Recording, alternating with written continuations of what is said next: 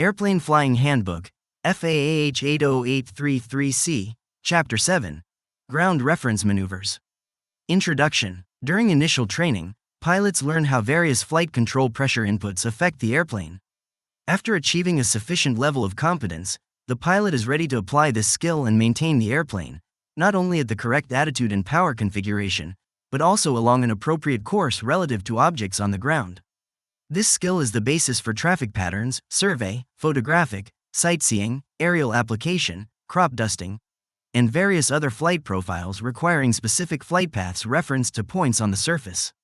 Ground reference maneuvers are the principal flight maneuvers that combine the four fundamentals, straight and level, turns, climbs, and descents, into a set of integrated skills that the pilot uses in everyday flight activity. From every takeoff to every landing, a pilot exercises these skills to control the airplane. Therefore, a pilot needs to develop the proper coordination, timing, and attention in order to accurately and safely maneuver the airplane with regard to the required attitudes and ground references. The pilot should be introduced by their instructor to ground reference maneuvers as soon as the pilot shows proficiency in the four fundamentals. Ground reference maneuvers call for manipulation of the flight controls using necessary control pressures to affect the airplane's attitude and position by using the outside natural horizon and ground-based references with brief periods of scanning the flight instruments. Maneuvering by reference to ground objects.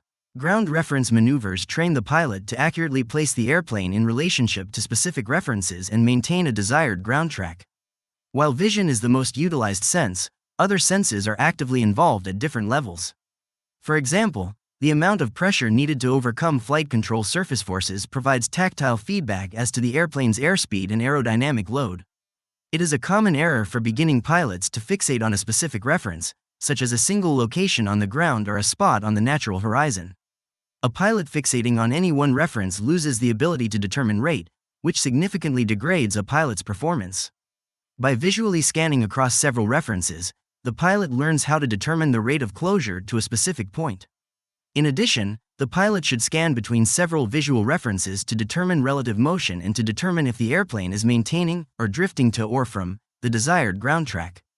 Consider a skilled automobile driver in a simple intersection turn. The driver does not merely turn the steering wheel some degree and hope that it will work out. The driver picks out several references, such as an island to their side, a painted lane line, or the opposing curb, and uses those references to make almost imperceptible adjustments to the amount of deflection on the steering wheel. At the same time, the driver adjusts the pressure on the accelerator pedal to smoothly join the new lane. In the same manner, multiple references are required to precisely control the airplane in reference to the ground. Not all ground-based references are visually equal. Awareness of typical visual illusions helps a pilot select appropriate references. For example, larger objects or references may appear closer than they actually are when compared to smaller objects or references. Prevailing visibility has a significant effect on the pilot's perception of the distance to a reference. Excellent visibility with clear skies tends to make an object or reference appear closer than when compared to a hazy day with poor visibility. Rain can alter the visual image in a manner creating an illusion of being at a higher than actual altitude, and brighter objects or references may appear closer than dimmer objects. However, if using references of similar size and proportion, pilots find ground reference maneuvers easier to execute. Ground-based references can be numerous. Examples include breakwaters, canals, fence lines, field boundaries, highways, railroad tracks, roads, pipelines, power lines, water tanks, and many other objects. However, choices can be limited by geography, population density, infrastructure, or structures. The pilot should consider the type of maneuver being performed, altitude at which the maneuver will be performed, emergency landing requirements, density of structures, wind direction, visibility, and the type of airspace when selecting a ground-based reference. Ground reference maneuvers develop a pilot's division of attention skill. A pilot needs to control the airplane's attitude while tracking a specific path over the ground. In addition, the pilot should be able to scan for hazards such as other aircraft, prepare for an emergency landing should the need arise, and scan the flight and engine instruments at regular intervals to ensure that a pending situation, such as decreasing oil pressure, does not turn into an unexpected incident. Ground reference maneuvers place the airplane in a low-altitude environment with associated hazards. Pilots should look for other aircraft, including helicopters, and look for obstructions such as radio towers and wires. In addition, Pilots should consider engine failure and have one or more locations available for an emergency landing. Pilots should always clear the area with 290 degrees clearing turns looking to the left and the right, as well as above and below the airplane. The maneuver area should not cause disturbances and be well away from any open-air assembly of persons, congested areas of a city, town, or settlement, or herd of livestock. Before performing any maneuver, the pilot should complete the required checklist items, make any radio announcements, such as on a practice area frequency, and safety clearing turns. As a general note, a ground reference maneuver should not exceed a bank angle of 45 degrees or an airspeed greater than the maneuvering speed. As part of pre-flight planning, the pilot should determine the predicted PO/AFM stall speed at 50 degrees or at the highest bank angle expected during the maneuver to assure there will be a safety margin above the stall speed during the maneuver. Drift and ground track control. Wind direction and velocity variations create the need for flight path corrections during a ground reference maneuver. In a similar way that water currents affect the progress of a boat or ship, wind directly influences the path that the airplane travels in reference to the ground. Whenever the airplane is in flight, the movement of the air directly affects the actual ground track of the airplane. For example, an airplane is traveling at 90 knots, 90 nautical miles per hour, and the wind is blowing from right to left at 10 knots. The airplane continues forward at 90 knots but also travels left 10 nautical miles for every hour of flight time. If the airplane, in this example, doubles its speed to 180 knots, it still drifts laterally to the left 10 nautical miles every hour. Unless in still air, traveling to a point on the surface requires compensation for the movement of the air mass. Ground reference maneuvers are generally flown at altitudes between 600 and 1,000 feet above ground level, AGL. The pilot should consider the following when selecting the maneuvering altitude. The lower the maneuvering altitude, the faster the airplane appears to travel in relation to the ground. Drift should be easily recognizable from both sides of the airplane. The altitude should provide obstruction clearance of no less than 500 feet vertically above the obstruction and 2,000 feet horizontally.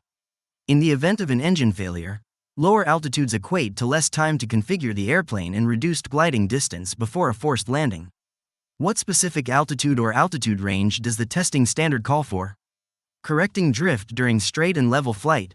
When flying straight and level and following a selected straight line direct ground track, the preferred method of correcting for wind drift is to angle the airplane sufficiently into the wind to cancel the effect of the sideways drift caused by the wind.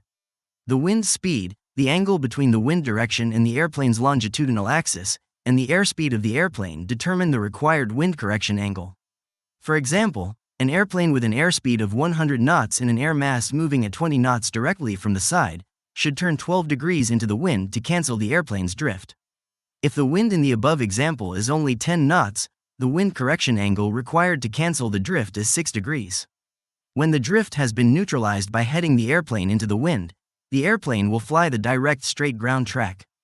To further illustrate this point, if a boat is crossing a river and the river's current is completely still, the boat could head directly to a point on the opposite shore on a straight course without any drift. However, rivers tend to have a downstream current that needs to be considered if the captain wants the boat to arrive at the opposite shore using a direct straight path. Any downstream current pushes the boat sideways and downstream at the speed of the current. To counteract this downstream movement, the boat needs to move upstream at the same speed as the river is moving the boat downstream. This is accomplished by angling the boat upstream to counteract the downstream flow. If done correctly, the boat follows a direct straight track across the river to the intended destination point. A slower forward speed of the boat or a faster river current requires a greater angle to counteract the drift. As soon as the pilot lifts off the surface and levels the wings in a crosswind, the airplane begins tracking sideways. The force of the crosswind acts on the mass of the airplane, and the speed of drift increases up to the speed of the crosswind component. A wind that is directly to the right or the left, at a 90 degrees angle, will cause the airplane to accelerate sideways at the same speed as the wind. When the wind is halfway between the side and the nose of the airplane, at a 45 degrees angle, it causes a sideways drift up to just over 70% of the total speed of the wind. It should be understood that pilots do not calculate the required drift correction angles for ground reference maneuvers. They merely use the references and adjust the airplane's relationship to those references to cancel any drift. The ground speed of the airplane is also affected by the wind. As the wind direction becomes parallel to the airplane's longitudinal axis, the magnitude of the wind's effect on the ground speed is greater.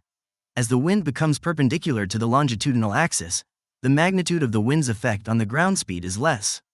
In general, when the wind is blowing straight into the nose of the airplane, the ground speed will be less than the airspeed. When the wind is blowing from directly behind the airplane, the ground speed will be faster than the airspeed. In other words, when the airplane is headed upwind, the ground speed is decreased. When headed downwind, the ground speed is increased. Constant radius during turning flight. In a no-wind condition, a pilot may make a constant radius turn over the ground using a fixed bank angle. If wind is present, however, a pilot will observe a change in the radius of a turn while maintaining that same constant bank angle. As ground speed increases, the observed radius of the turn increases. Conversely, as ground speed decreases, the radius of the turn over the ground will decrease. For a ground-referenced constant radius turn, the pilot compensates for changes in ground speed by varying the bank angle throughout the turn. When ground speed increases, the pilot banks more steeply to maintain a constant radius turn over the ground. The converse is also true. When ground speed decreases, the pilot uses a shallower bank. For a given true airspeed, the radius of turn in the air varies proportionally with the bank angle. To maintain a constant radius over the ground, the bank angle used is proportional to ground speed. For example, an airplane is in the downwind position at 100 knots ground speed. In this example, the wind is 10 knots, meaning that the airplane has an airspeed of 90 knots. For this discussion, assume true, calibrated, and indicated airspeed are all the same. If the pilot starts a turn using a 45 degrees bank angle, the turn radius over the ground at that moment is approximately 890 feet. As the airplane turns, the ground speed decreases and the bank angle needs to be reduced in order to maintain the same turn radius of 890 feet over the ground. At the upwind point of the turn, the bank angle should be approximately 33 degrees. In another example, if the downwind is flown at an airspeed of 90 knots in a 10-knot tailwind with a desired turn radius of 2,000 feet, the bank angle would be approximately 24 degrees. The bank angle flying upwind would be approximately 16 degrees. Put another way, at a higher ground speed, there is less time to turn the airplane while trying to maintain a ground-referenced constant radius turn. The pilot increases the bank angle in order to increase the rate of turn, and the increased rate of turn offsets the reduced time available to make the turn. Conversely, when flying at a lower ground speed, the pilot reduces the angle of bank and rate of turn to compensate for the additional time taken while making the turn. With some experience, pilots may notice how wind direction affects the time needed for various segments of ground-referenced turns. To demonstrate the effect that wind has on turns, the pilot should select a straight-line ground reference, such as a road or railroad track. Choosing a straight-line ground reference that is parallel to the wind, the airplane would be flown into the wind and directly over the selected straight-line ground reference. Once a straight-line ground reference is established, the pilot makes a 360 degrees constant medium banked turn. As the airplane completes the 360 degrees turn, it should return directly over the straight-line ground reference but downwind from the starting point. Choosing a straight-line ground reference that has a crosswind, and using the same 360 degrees constant medium banked turn, demonstrates how the airplane drifts away from the reference even as the pilot holds a constant bank angle. In both examples, the path over the ground is not circular, although in reference to the airplane flew a perfect continuous radius. In order to compensate for the effects of wind drift, the pilot adjusts the bank angle as the ground speed changes throughout the turn.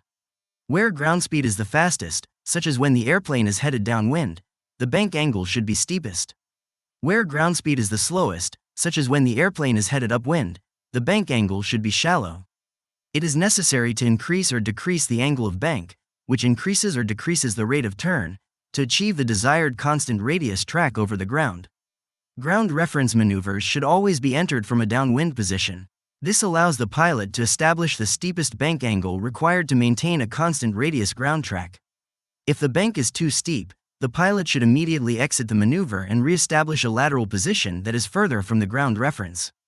The pilot should avoid bank angles in excess of 45 degrees due to the increased stalling speed. Tracking over and parallel to a straight line, the pilot should first be introduced to ground reference maneuvers by correcting for the effects of a crosswind over a straight-line ground reference, such as road or railroad tracks. If a straight road or railroad track is unavailable, the pilot should choose multiple references, 3 minimum, which line up along a straight path. The reference line should be suitably long so the pilot has sufficient time to understand the concepts of wind correction and practice the maneuver. Initially, the maneuver should be flown directly over the ground reference line with the pilot angling the airplane's longitudinal axis into the wind sufficiently such as to cancel the effect of drift. The pilot should scan between far ahead and close to the airplane to practice tracking multiple references. When proficiency has been demonstrated by flying directly over the ground reference line, the pilot should then practice flying a straight parallel path that is offset from the ground reference. The offset parallel path should not be more than 3/4 of a mile from the reference line. The maneuver should be flown offset from the ground references with the pilot angling the airplane's longitudinal axis into the wind sufficiently to cancel the effect of drift while maintaining a parallel track. Rectangular course. A principal ground reference maneuver is the rectangular course. The rectangular course is a training maneuver in which the airplane maintains an equal distance from all sides of the selected rectangular references. The maneuver is accomplished to replicate the airport traffic pattern that an airplane typically maneuvers while landing. While performing the rectangular course maneuver, the pilot should maintain a constant altitude, airspeed, and distance from the ground references. The maneuver assists the pilot in practicing the following: maintaining a specific relationship between the airplane and the ground, dividing attention between the flight path, ground-based references, manipulating the flight controls, and scanning for outside hazards and instrument indications. Adjusting the bank angle during turns to correct for ground speed changes in order to maintain constant radius turns. Rolling out from a turn with the required wind correction angle to compensate for any drift caused by the wind. Establishing and correcting the wind correction angle in order to maintain the track over the ground. Preparing the pilot for the airport traffic pattern and subsequent landing pattern practice. To fly the rectangular course, the pilot should first locate a square field, a rectangular field, or an area with suitable ground references on all four sides. Note that a square meets the definition of a rectangle. As previously mentioned, this area should be selected consistent with safe practices. The airplane should be flown parallel to and at an equal distance between 1/2 to 3/4 of a mile away from the field boundaries or selected ground references. The flight path should be positioned outside the field boundaries or selected ground references so that the references may be easily observed from either pilot seat. It is not practical to fly directly above the field boundaries or selected ground references. The pilot should avoid flying close to the references, as this will require the pilot to turn using very steep bank angles, thereby increasing aerodynamic load factor and the airplane's stall speed, especially in the downwind to crosswind turn. The entry into the maneuver should be accomplished downwind. This places the wind on the tail of the airplane and results in an increased ground speed. There should be no wind correction angle if the wind is directly on the tail of the airplane. However, a real-world situation often results in some drift correction. The turn from the downwind leg onto the base leg is entered with a relatively steep bank angle. The pilot should roll the airplane into a steep bank with rapid, but not excessive, coordinated aileron and rudder pressures. As the airplane turns onto the following base leg, the tailwind lessens and becomes a crosswind. The bank angle is reduced gradually with coordinated aileron and rudder pressures. The pilot should be prepared for the lateral drift and compensate by turning more than 90 degrees angling toward the inside of the rectangular course. The next leg is where the airplane turns from a base leg position to the upwind leg. Ideally, on the upwind, the wind is directly on the nose of the airplane, resulting in a direct headwind and decreased ground speed. However, some drift correction may be necessary. The pilot should roll the airplane into a medium banked turn with coordinated aileron and rudder pressures.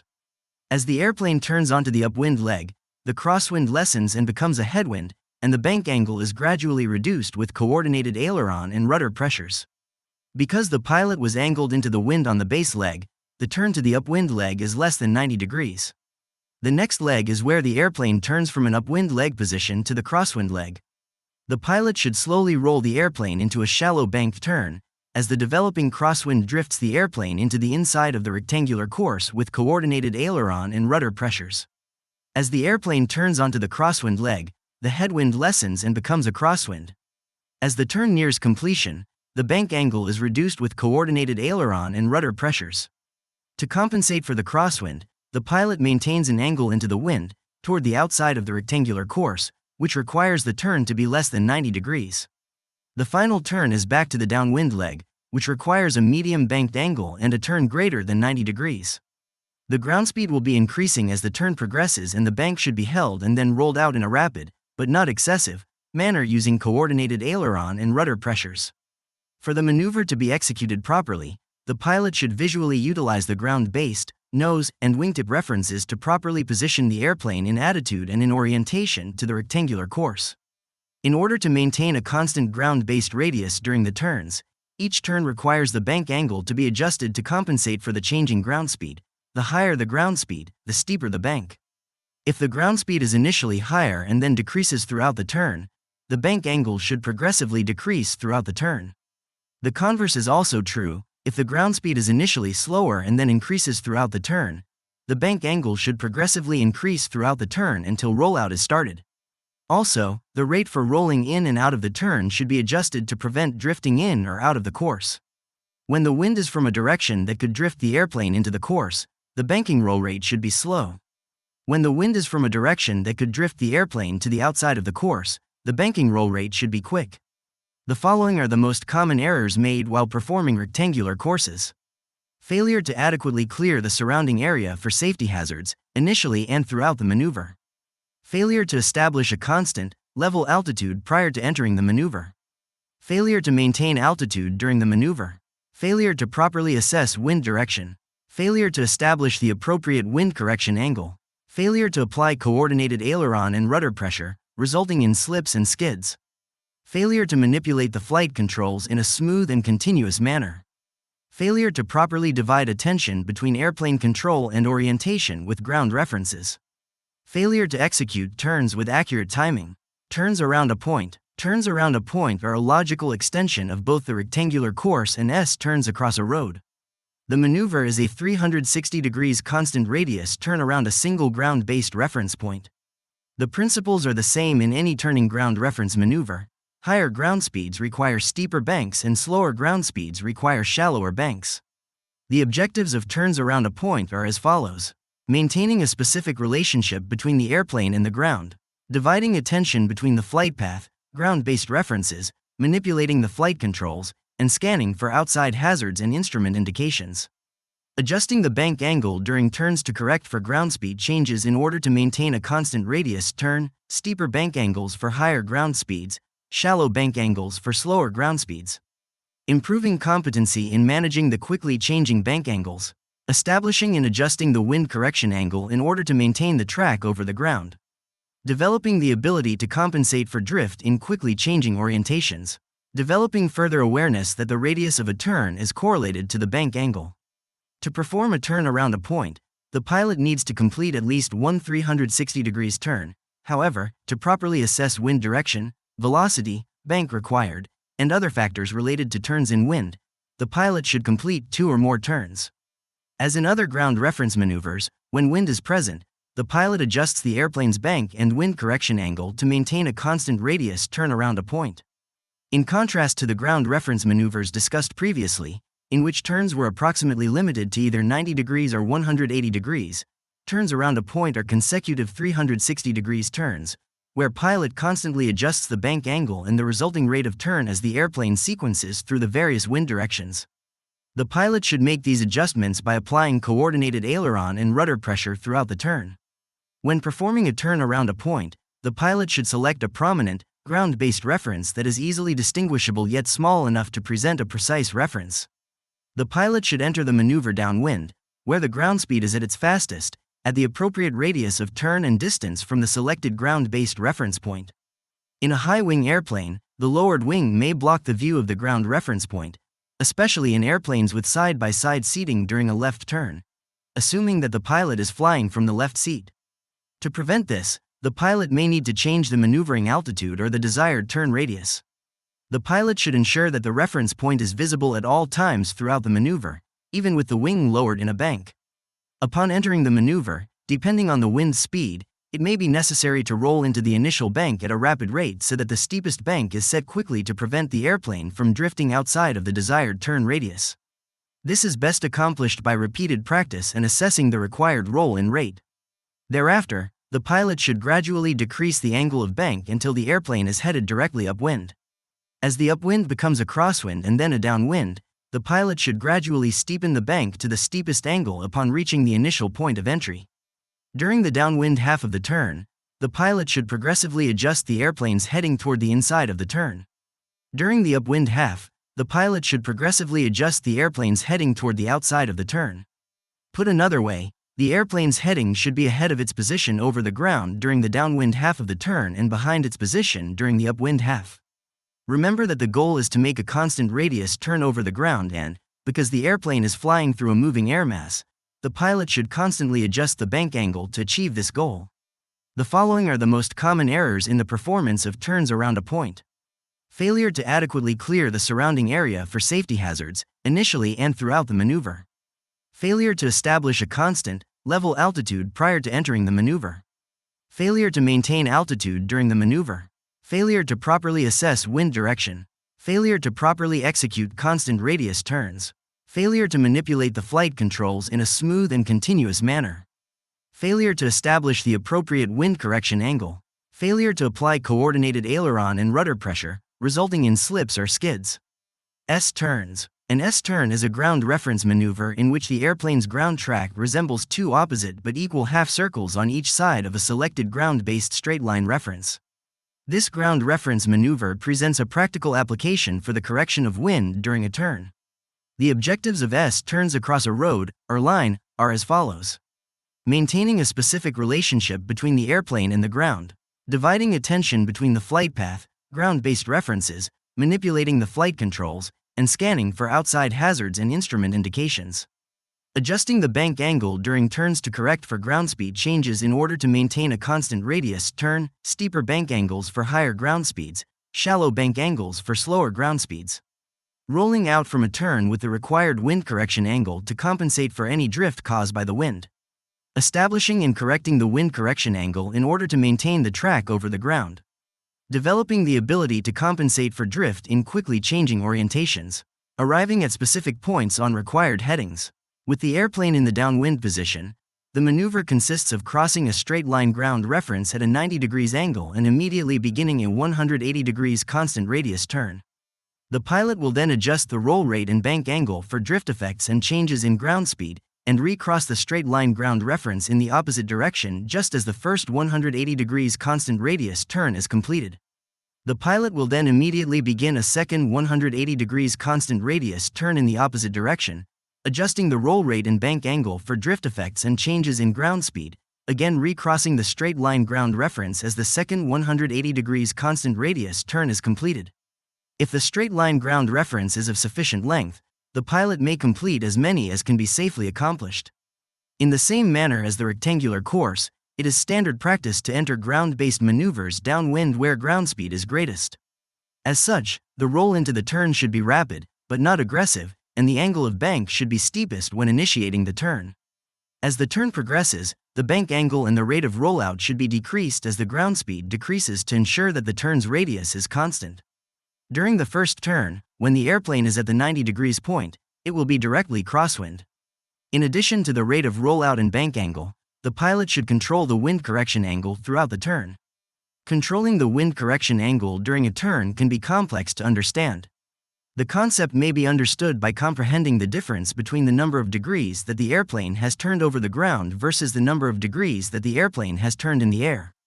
As an example, assume the airplane is exactly crosswind, meaning directly at a point that is 90 degrees to the straight-line ground reference. In this example, if the wind requires a 10 degrees wind correction angle, for this example, this is a left turn with the crosswind from the left, the airplane would be at a heading that is 10 degrees ahead when directly over the 90 degrees ground reference point. In other words, the first 90 degrees track over the ground would result in a heading change of 100 degrees and the last 90 degrees track over the ground would result in 80 degrees of heading change. As the turn progresses from a downwind position to an upwind position, the pilot should gradually decrease the bank angle with coordinated aileron and rudder pressure.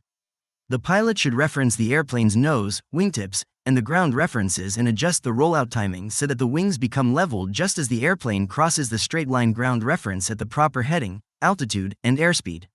As the airplane recrosses the straight-line ground reference, the opposite turn begins. There should be no delay in rolling out from one turn and rolling into the next turn. Because the airplane is now upwind, the roll-in should be smooth and gentle and the initial bank angle should be shallow. As the turn progresses, the wind changes from upwind to crosswind to downwind. In a similar manner described above, the pilot should adjust the bank angle to correct for changes in ground speed. As the ground speed increases, the pilot should increase the bank angle to maintain a constant radius turn over the ground. At the 90 degrees crosswind position, the airplane should also have the correct wind correction angle. As the airplane turns downwind and the ground speed increases, the bank angle should be increased so that the rate of turn maintains a constant radius turn. The following are the most common errors made while performing S-turns across a road. Failure to adequately clear surrounding area for safety hazards, initially and throughout the maneuver. Failure to establish a constant, level altitude prior to entering the maneuver. Failure to maintain altitude during the maneuver. Failure to properly assess wind direction. Failure to properly execute constant radius turns. Failure to manipulate the flight controls in a smooth and continuous manner when transitioning into turns. Failure to establish the appropriate wind correction angle. Failure to apply coordinated aileron and rudder pressure, resulting in slips or skids. Elementary eights. Elementary eights are a family of maneuvers in which each individual maneuver is one that the airplane tracks a path over the ground similar to the shape of a figure eight. There are various types of eights, progressing from the elementary to advanced types.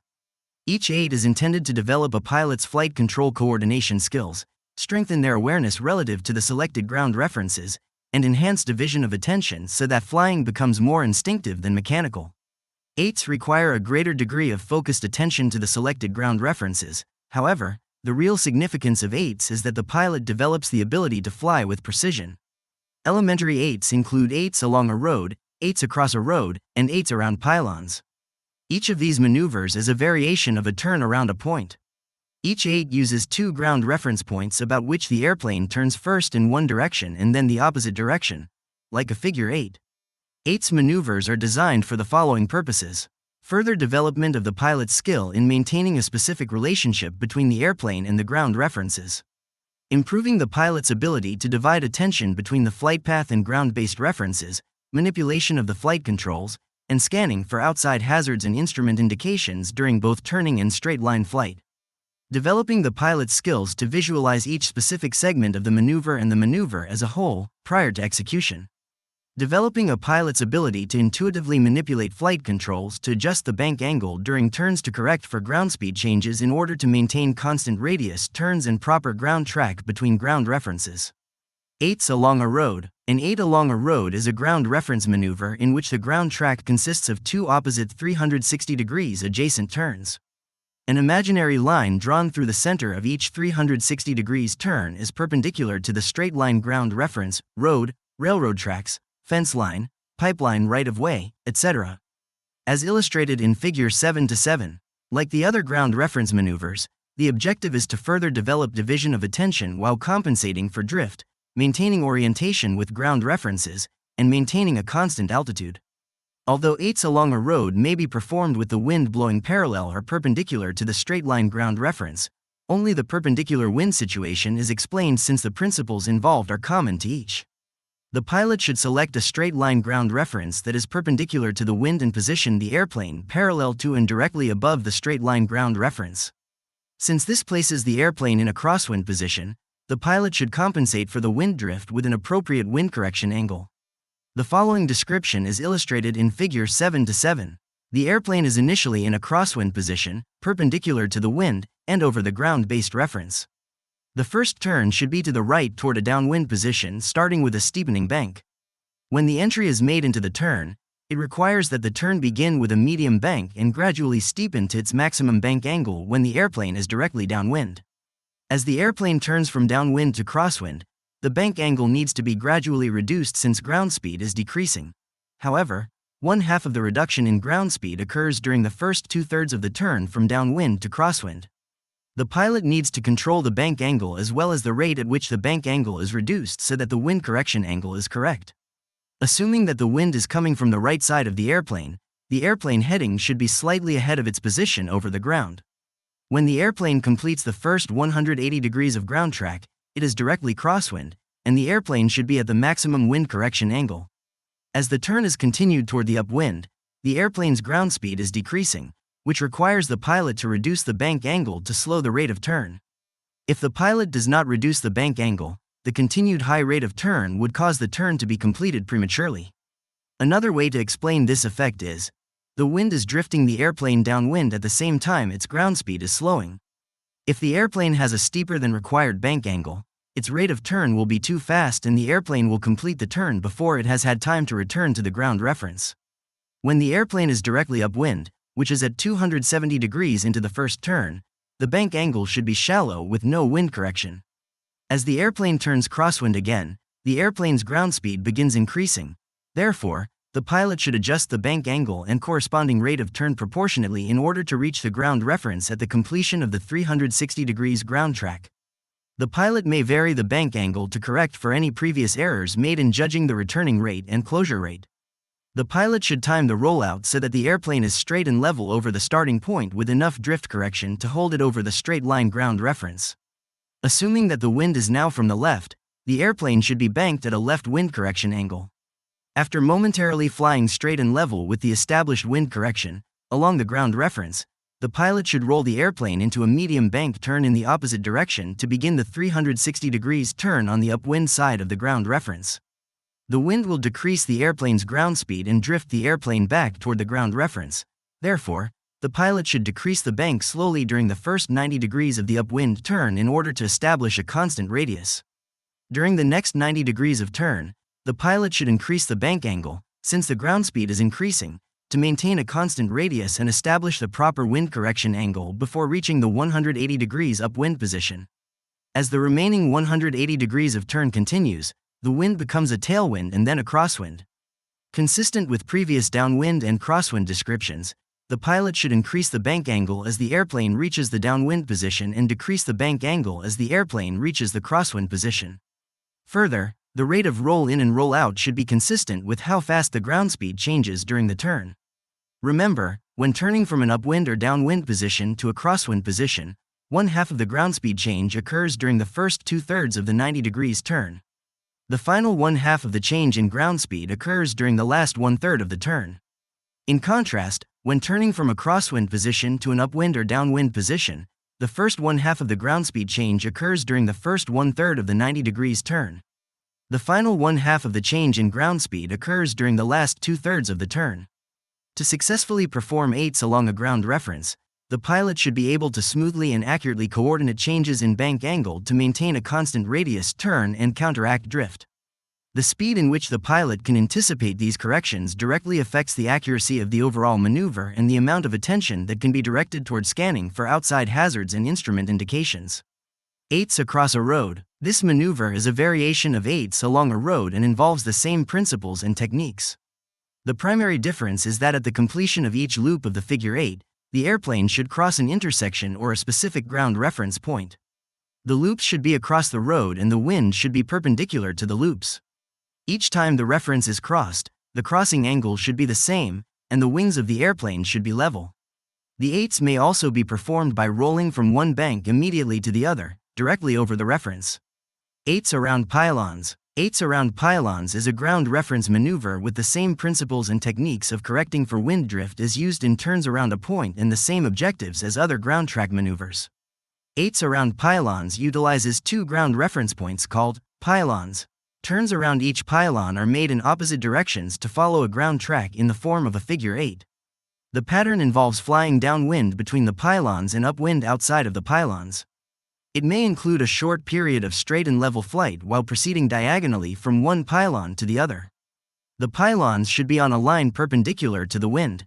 The maneuver should be started with the airplane on a downwind heading while passing midway between the pylons. The distance between the pylons and the wind velocity determines the initial angle of bank required to maintain a constant turn radius from the pylons during each turn. The steepest banks are necessary just after each turn entry and just before the rollout from each turn where the airplane is headed downwind and the ground speed is highest. The shallowest banks are when the airplane is headed directly upwind and the ground speed is lowest. As in other ground reference maneuvers, the rate at which the bank angle changes depends on the wind velocity. If the airplane proceeds diagonally from one turn to the other, the rollout from each turn needs to be completed on the proper heading with sufficient wind correction angle to ensure that after brief straight and level flight, the airplane arrives at the point where a turn of the same radius can be made around the other pylon. The straight and level flight segments should be tangent to both circular patterns. Common errors. Common errors in the performance of elementary 8s are failure to adequately clear the surrounding area for safety hazards, initially and throughout the maneuver. Poor selection of ground references. Failure to establish a constant, level altitude prior to entering the maneuver. Failure to maintain adequate altitude control during the maneuver. Failure to properly assess wind direction. Failure to properly execute constant radius turns. Failure to manipulate the flight controls in a smooth and continuous manner. Failure to establish the appropriate wind correction angles. Failure to apply coordinated aileron and rudder pressure, resulting in slips or skids. Failure to maintain orientation as the maneuver progresses. 8s on pylons. The 8s on pylons is the most advanced and difficult of the ground reference maneuvers. Because of the techniques involved, the 8s on pylons are unmatched for developing intuitive control of the airplane. Similar to 8s around pylons, except altitude is varied to maintain a specific visual reference to the pivot points. When performing 8s on pylons, the pilot imagines there is a line parallel to the airplane's lateral axis that extends from the pilot's eyes to the pylon.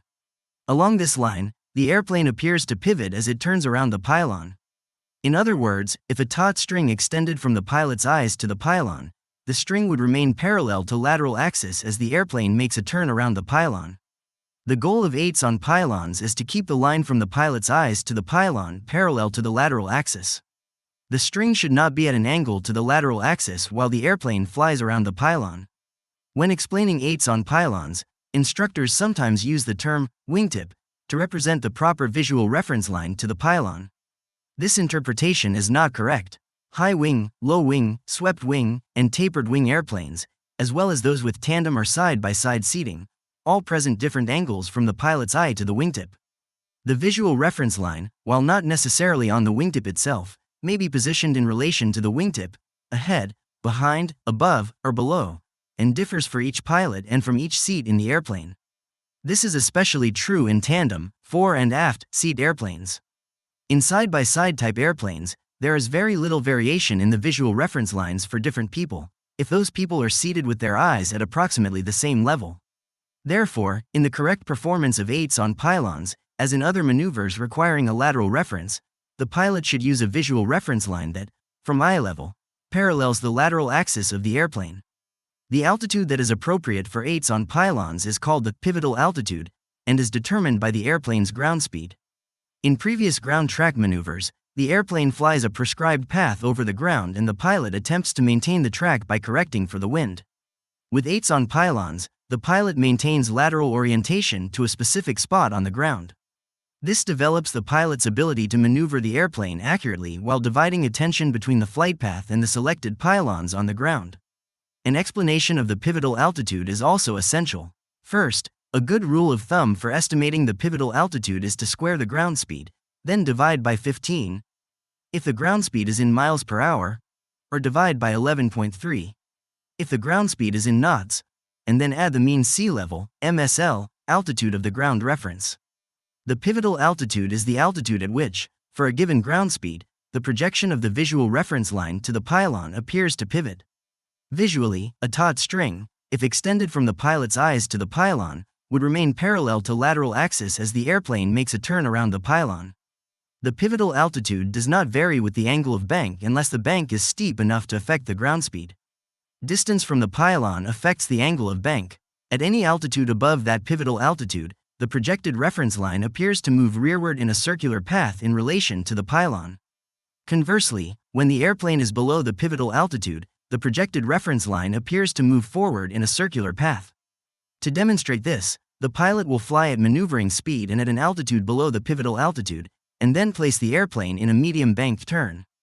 The projected visual reference line appears to move forward along the ground, pylon appears to move back, as the airplane turns.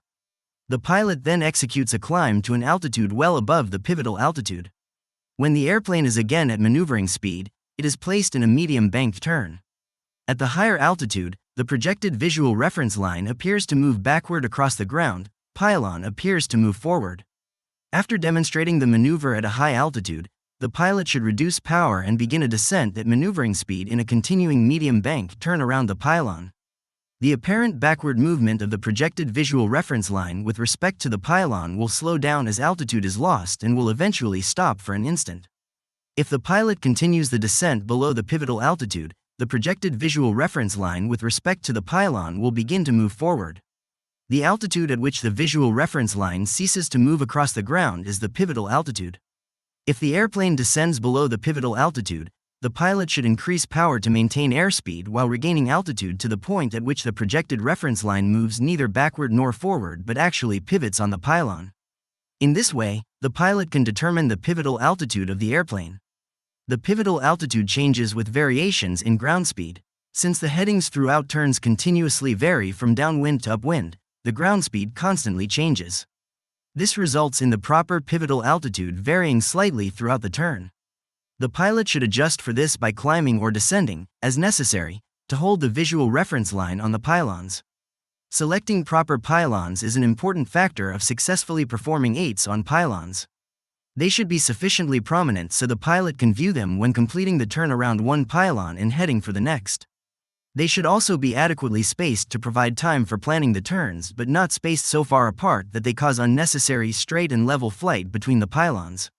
The distance between the pylons should allow for the straight and level flight segment to last from 3 to 5 seconds.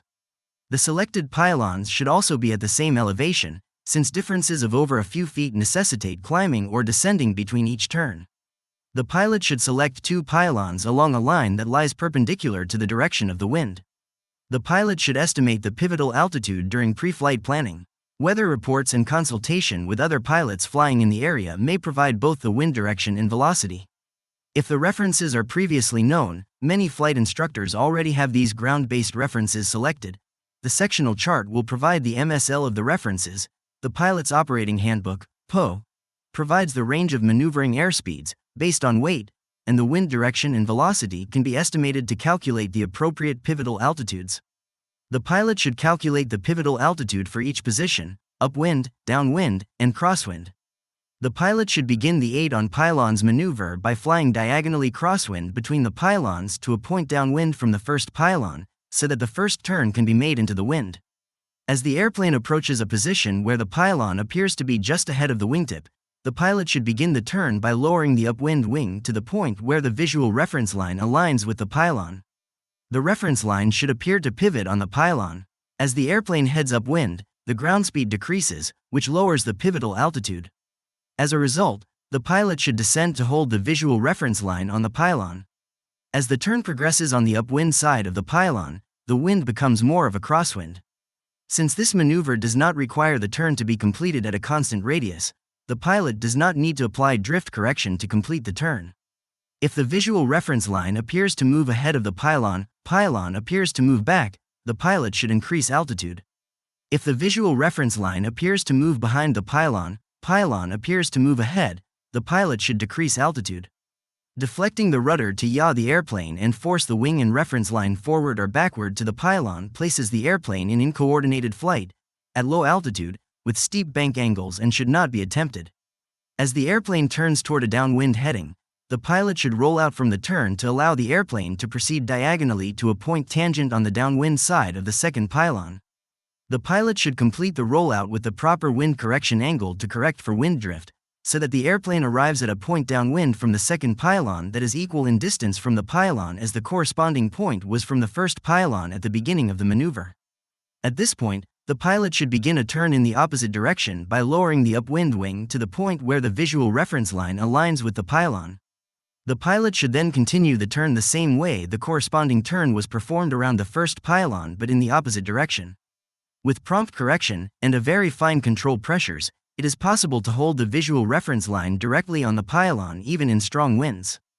The pilot may make corrections for temporary variations, such as those caused by gusts or inattention, by reducing the bank angle slightly to fly relatively straight to bring forward a lagging visual reference line or by increasing the bank angle temporarily to turn back a visual reference line that has moved ahead. With practice, these corrections may become slight enough to be barely noticeable. It is important to understand that variations in pylon position are according to the apparent movement of the visual reference line. Attempting to correct pivotal altitude by using the altimeter is ineffective. ATES on pylons are performed at bank angles ranging from shallow to steep. The pilot should understand that the bank chosen does not alter the pivotal altitude.